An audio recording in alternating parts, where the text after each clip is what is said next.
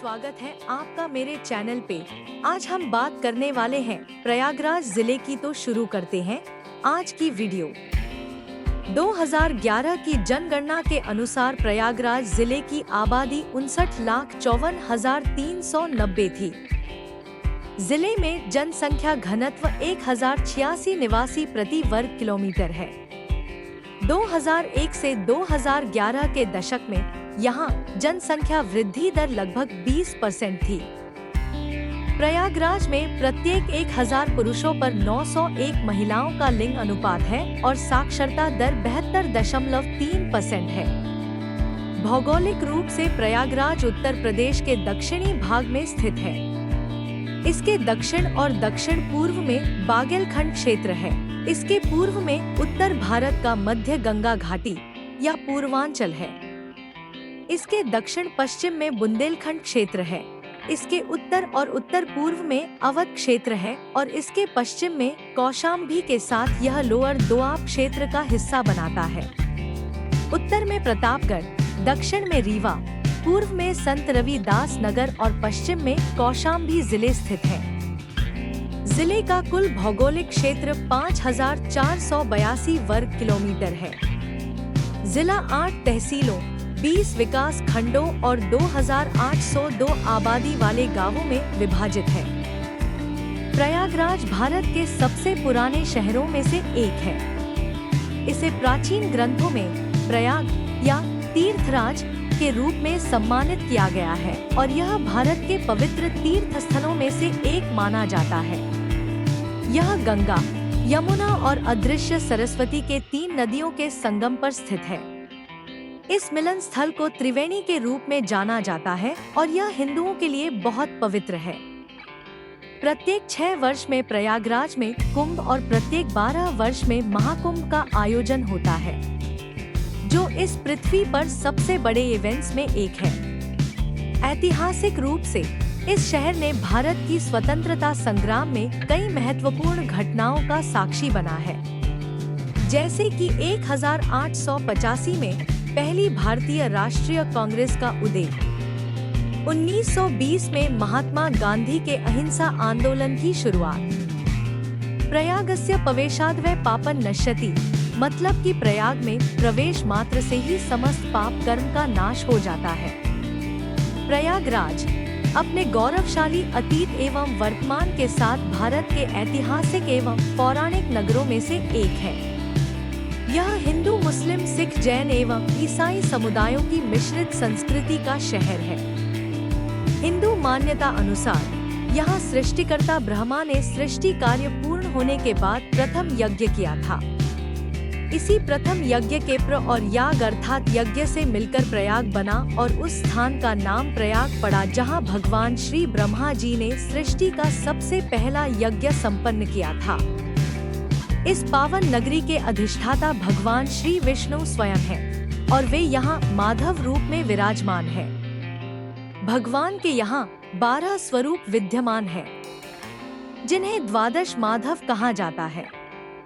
सबसे बड़े हिंदू सम्मेलन महाकुंभ की 4 स्थलियों में से एक है। शेष 3 हरिद्वार, उज्जैन एवं नासिक हैं। हिंदू धर्म ग्रंथों में वर्णित प्रयाग स्थल पवित्रतम नदी गंगा और यमुना के संगम पर स्थित है। यही सरस्वती नदी गुप्त रूप से संगम में मिलती है, जहां प्रत्येक 12 वर्ष में कुंभ मेला लगता है। प्रयागराज सोम, वरुण तथा प्रजापति की जन्मस्थली है। प्रयाग का वर्णन वैदिक तथा बौद्ध शास्त्रों के पौराणिक पात्रों के संदर्भ में भी रहा है। यह महान ऋषि भारद्वाज, ऋषि दुर्वासा तथा ऋषि पन्ना की ज्ञानस्थली थी। ऋषि भारद्वाज यहाँ लगभग 5000 ईसा पूर्व में निवास करते हुए 10,000 से अधिक शिष्यों को पढ़ाया।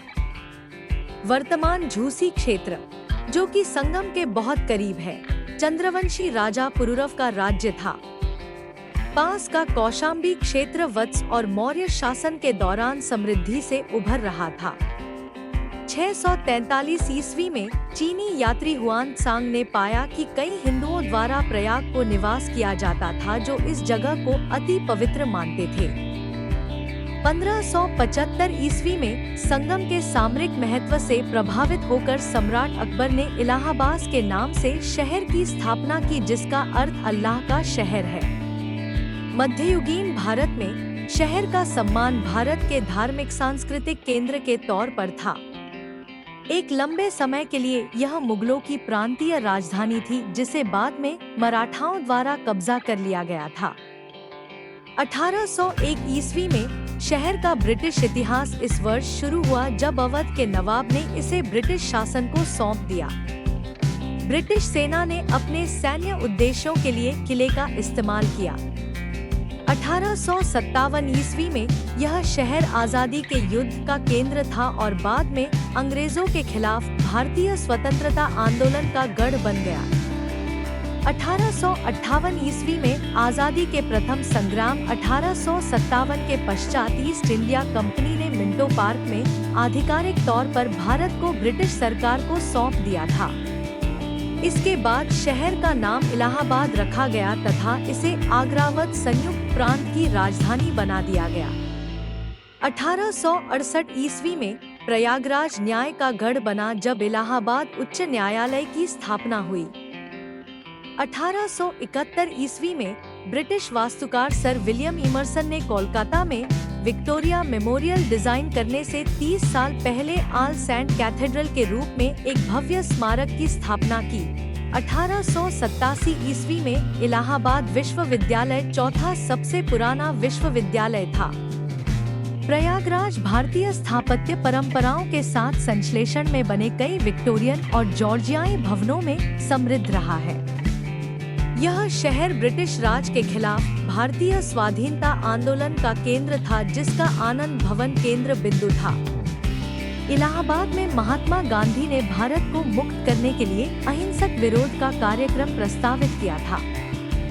प्रयागराज ने स्वतंत्रता के पश्चात भारत की सबसे बड़ी संख्या में प्रधानमंत्री पद प्रदान किया है। जवाहरलाल नेहरू, लाल बहादुर शास्त्री, इंदिरा गांधी, राजीव गांधी, वीपी सिंह, पूर्व प्रधानमंत्री चंद्रशेखर इलाहाबाद विश्वविद्यालय के छात्र थे। प्रयागराज मूल रूप से एक प्रशासनिक और शैक्षिक शहर है।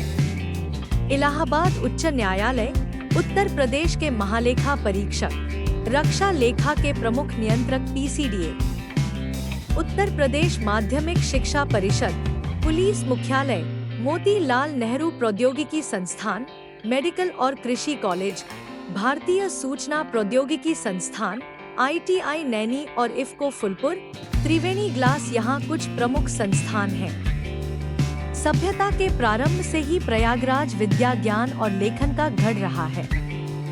यह भारत का सबसे जीवंत राजनीतिक तथा आध्यात्मिक रूप से जागरूक शहर है।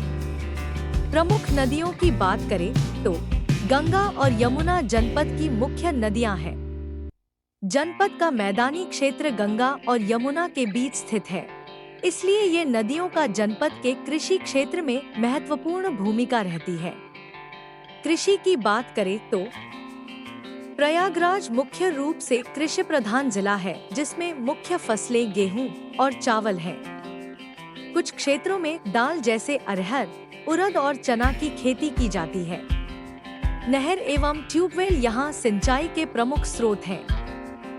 पर्यटक स्थलों की बात करें तो प्रयागराज में लॉ म्यूजियम, इलाहाबाद का किला, Minto park, all saint cathedral, Khusro Bagh, Allahabad संग्रहालय, उल्टा किला, श्री अखिलेश्वर महादेव, भारद्वाज आश्रम, नाग वासुकी मंदिर, मनकामेश्वर मंदिर, लाक्षागृह, समुद्रकूप, सोमेश्वर मंदिर, आनंद भवन, कुंभ मेला और संगम, चंद्रशेखर आजाद पार्क, इलाहाबाद केंद्रीय विश्वविद्यालय और बहुत से पर्यटक स्थल हैं यहाँ पर, जिनका लुत्फ आप यहाँ जाकर उठा सकते हैं।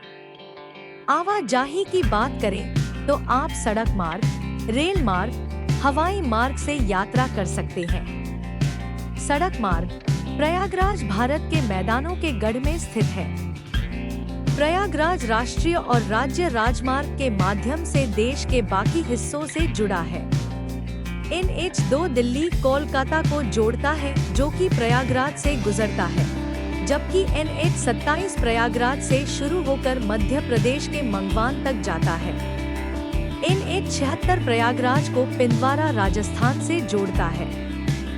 NH96 फैजाबाद के NH28 से जुड़ा हुआ है, जो कि हिंदू तीर्थ के दो प्रमुख केंद्रों प्रयागराज और अयोध्या को जोड़ता है। प्रयागराज के 3 बस अड्डों से अंतर्राज्यीय बस सेवाओं के माध्यम से प्रयागराज देश के विभिन्न मार्गों से जुड़ा है। रेल मार्ग उत्तर मध्य रेलवे जोन के मुख्यालय होने के नाते प्रयागराज भारतीय रेल का प्रमुख स्टेशन है। प्रयागराज में 8 रेलवे स्टेशन हैं, जो भारत के प्रमुख शहरों जैसे दिल्ली, मुंबई, बंगलौर, चेन्नई, हैदराबाद, कोलकाता, भोपाल, ग्वालियर, जयपुर आदि से जुड़ा हुआ है। रेलवे स्टेशन में स्थानीय गाड़ी, ऑटो रिक्शा, ई रिक्शा और सिटी बसें अपनी गंतव्य स्थान तक पहुंचने के लिए उपलब्ध हैं। वायु सेवा द्वारा इलाहाबाद डोमेस्टिक हवाई अड्डा बमरौली एयरफोर्स बेस के रूप में भी जाना जाता है। यह प्रयागराज से 12 किलोमीटर की दूरी पर है। प्रयागराज से निकटतम अन्य 2 हवाई अड्डे हैं। वाराणसी में लाल बहादुर शास्त्री हवाई अड्डा 150 किलोमीटर और लखनऊ में अमौसी अंतर्राष्ट्रीय हवाई अड्डा 200 किलोमीटर। यह दोनों हवाई अड्डे भारत के अन्य प्रमुख शहरों से भी जुड़े हुए हैं। Air India express, Go Air, Indigo jet Airways, Kingfisher airlines और स्पाइस जेट जैसी प्रमुख एयरलाइन भी दैनिक उड़ानों के लिए उपलब्ध हैं। हवाई अड्डे से स्थानीय गाड़ी और अंतर्राज्यीय बसों का उपयोग इलाहाबाद तक पहुंचने के लिए किया जा सकता है।